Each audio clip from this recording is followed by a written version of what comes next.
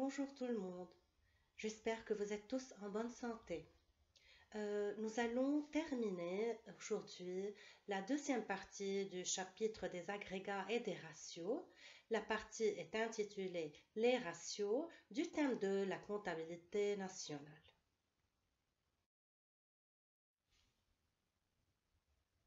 Dans la première partie du chapitre, les agrégats, nous avons vu l'importance des agrégats dans le calcul de la comptabilité nationale. Nous allons continuer avec les ratios. Le ratio, c'est un rapport établi entre deux éléments tirés des comptes des entreprises ou bien entre deux agrégats de la comptabilité nationale.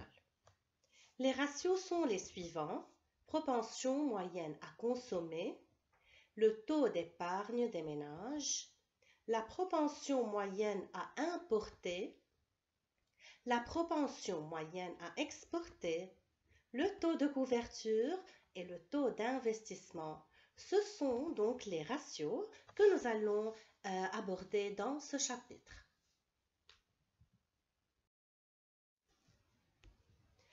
Il est très facile de comprendre les ratios, il suffit juste de comprendre le principe, comment on calcule chaque ratio, mais ce n'est pas une tâche très difficile à faire. Commençons par la propension moyenne à consommer des ménages. Lorsque je dis consommation, je pense toujours et tout de suite aux ménages parce que la fonction principale des ménages, c'est la consommation. Lorsque je dis propension moyenne à consommer, cela veut dire que c'est la part du revenu des ménages consacrée à la consommation. Donc ce ratio indique la part du revenu disponible brut des ménages, le RNDB, qui a été consacré dans un pays à la consommation finale, donc à l'achat des biens et des services. Tout de suite, lorsque je parle de consommation des ménages, c'est-à-dire je parle de la consommation finale. Et comme nous avons déjà vu dans la partie des agrégats, le revenu des ménages est consacré à la consommation et à l'épargne. Ici, nous parlons de la consommation, donc oublions un peu l'épargne.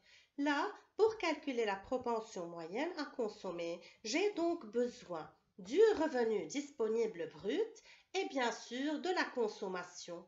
La propension moyenne à consommer devient alors la consommation finale sur RNDB fois 100. Donc là, il faut un certain, juste parce qu'on a mis le fois 100, il y a alors un certain pourcentage.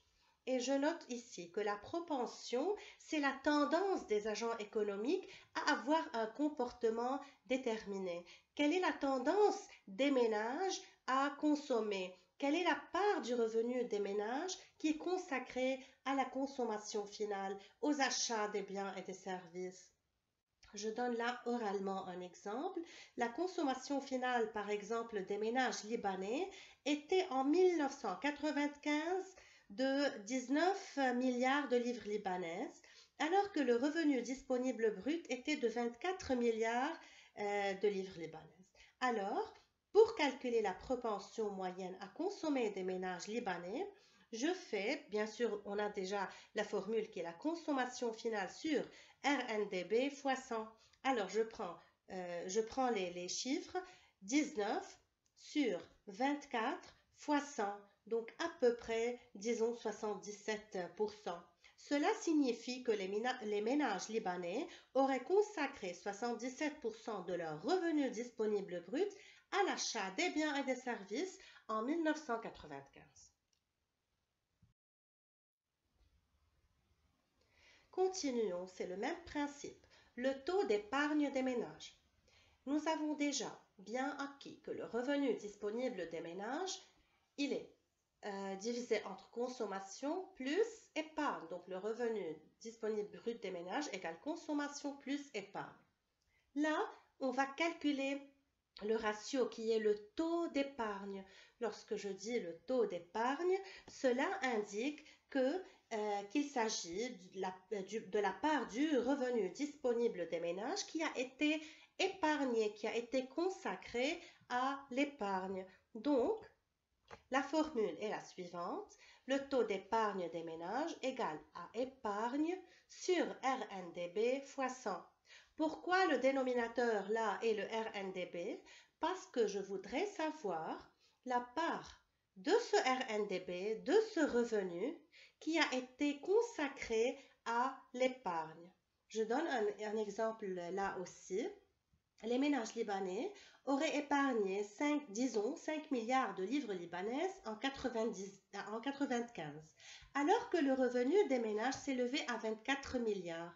Le taux d'épargne des ménages libanais là serait 5 sur 24 fois 100, ce qui est à peu près 22%. Alors là, il s'ensuit que les ménages libanais auraient épargné 22% de leur revenu disponible brut en 1995. La propension moyenne à importer. La propension moyenne à importer montre la part du PIB consacrée à l'importation. Je voudrais donner une remarque très importante.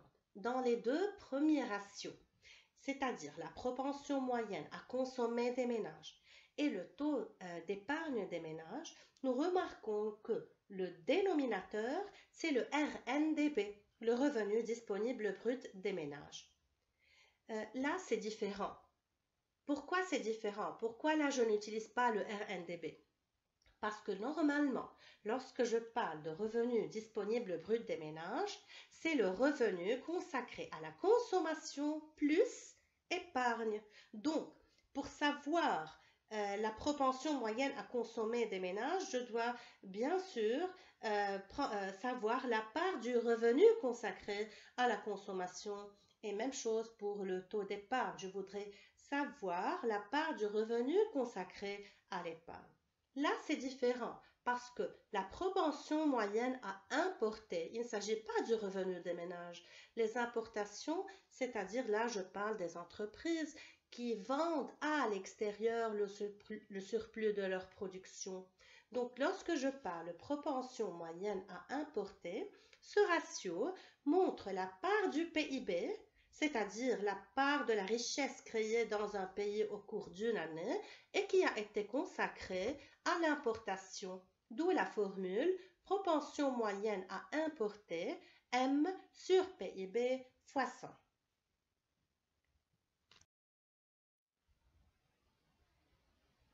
Même principe, propension moyenne à exporter montre la part du PIB consacrée à l'exportation. Donc, la formule serait propension moyenne à exporter égale X sur PIB fois 100.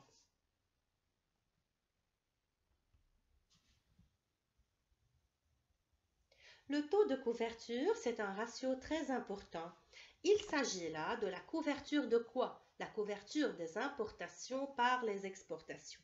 Combien les exportations, ou bien jusqu'à quel point les exportations ont pu couvrir les importations.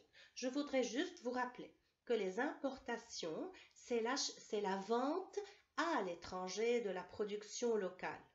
Les exportations, c'est l'achat à l'étranger des produits ou bien des biens qui ne sont pas fabriqués dans notre pays. Donc les importations et les exportations sont très importants pour calculer le taux de couverture. Le taux de couverture là est X sur M fois 100.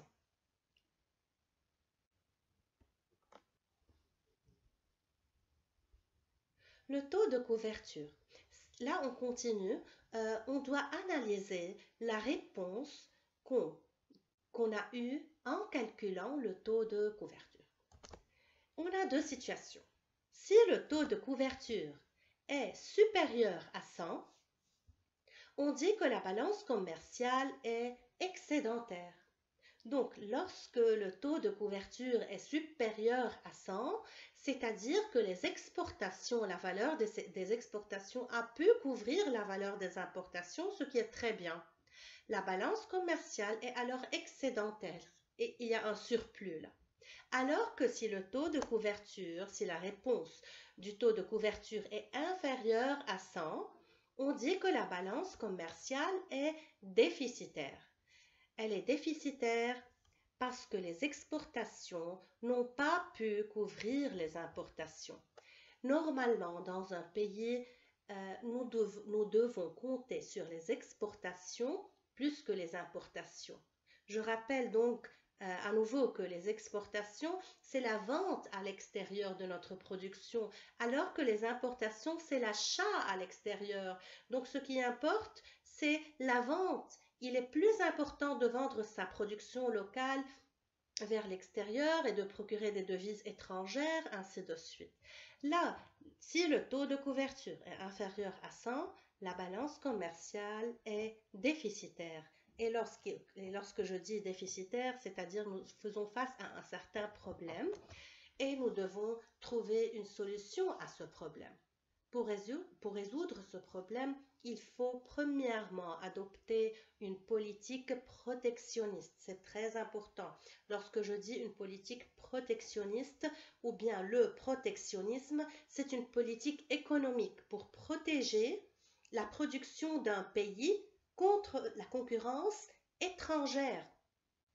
C'est-à-dire, je dois protéger ma production de la concurrence étrangère, de la production étrangère. Et bien sûr, là, je dois limiter ou interdire l'entrée de produits étrangers, c'est-à-dire je dois limiter ou interdire certaines importations. Et là, bien sûr, nous avons des mesures à suivre. Et voilà, je vais vous donner 3 mesures. Premièrement, augmenter les droits de douane sur les importations, fixer les quantités des produits importés et fixer les normes de qualité aux importations.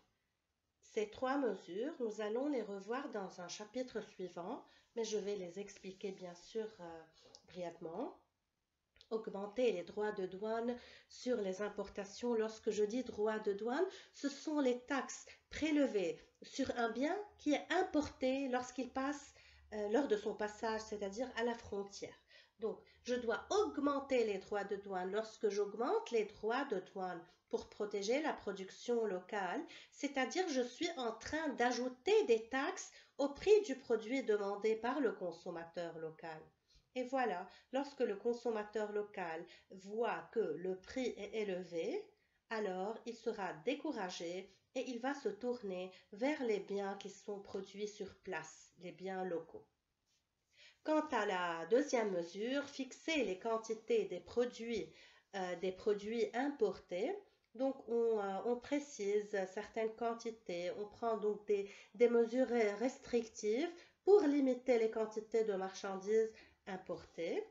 Et troisièmement, fixer les normes de qualité aux importations, c'est-à-dire toute importation doit respecter certaines normes techniques, certaines normes sanitaires, normes de qualité pour protéger le consommateur local et bien sûr le producteur local.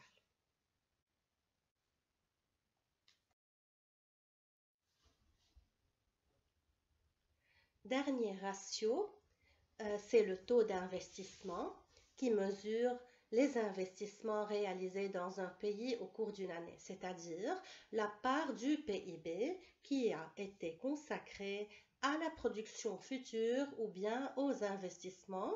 Donc, la formule taux d'investissement est égale à la formation brute du capital fixe, c'est-à-dire tout simplement FBCF sur PIB fois 100. Les agents économiques donc d'un certain pays consacrent un certain taux à l'investissement, c'est-à-dire par exemple acquisition d'équipements de production, bâtiments, autoroutes, etc. Et voilà, là, le taux d'investissement peut être satisfaisant, comme il peut ne pas l'être. Le taux d'investissement est très important pour mesurer la croissance économique d'un pays.